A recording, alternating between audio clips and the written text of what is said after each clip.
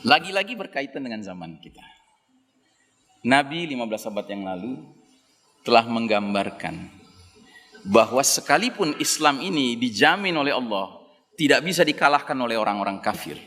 Kan ada jaminan itu dari Allah. Surat Al-Ma'idah ayat 3. Al-yawma ya'isal ladzina kafaru min dinikum fala takhshawhum wakhshawun. Pada hari ini orang-orang kafir sudah berputus asa mengalahkan din kalian, agama kalian, al-Islam ini.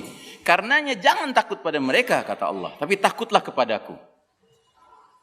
Tapi ingat, putus asa melawan apa? Melawan din ini. Bukan putus asa melawan kaum muslimin, tidak.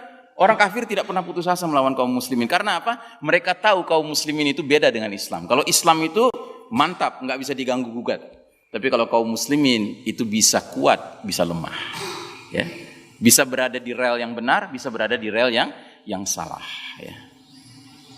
Nah, jadi Nabi pernah menyampaikan satu hadis tentang ajaran Islam yang karena umatnya itu lemah, kemudian ajaran itu sendiri mengalami pelunturan, pelan tapi pasti.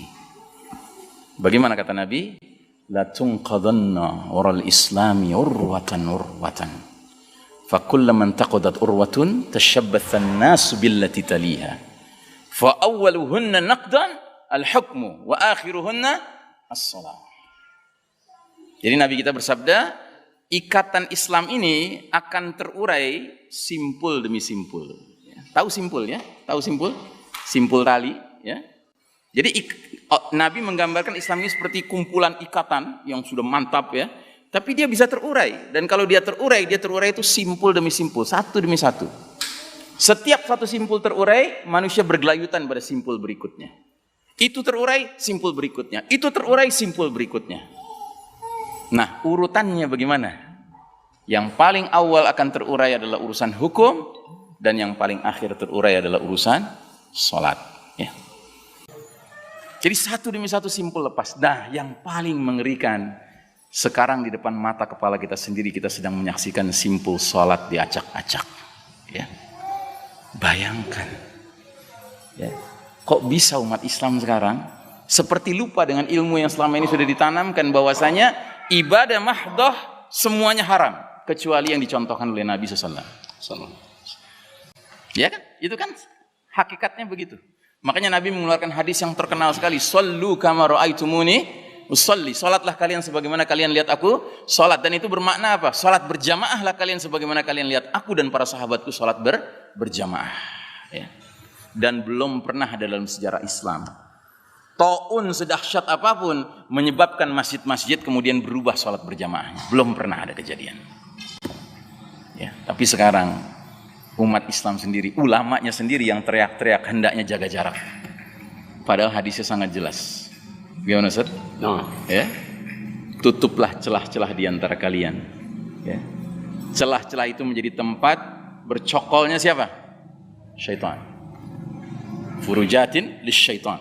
Ya, menjadi tempat syaitan. Jadi sekarang masjid-masjid itu menyediakan tempat dikasih tanda syaitan di mana posisinya. Iya toh?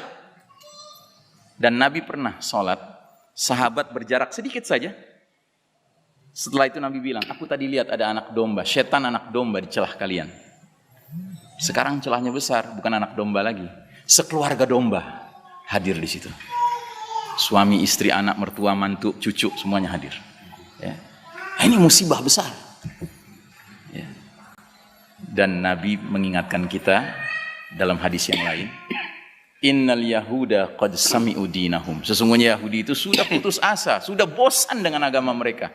Dan mereka itu kaum yang sangat hasad kepada kita umat Islam, terutama dalam 3 perkara. Perkara apa? Raddis salam, menjawab ucapan waalaikumsalam kepada sesama saudara muslim ketika mengucapkan salam.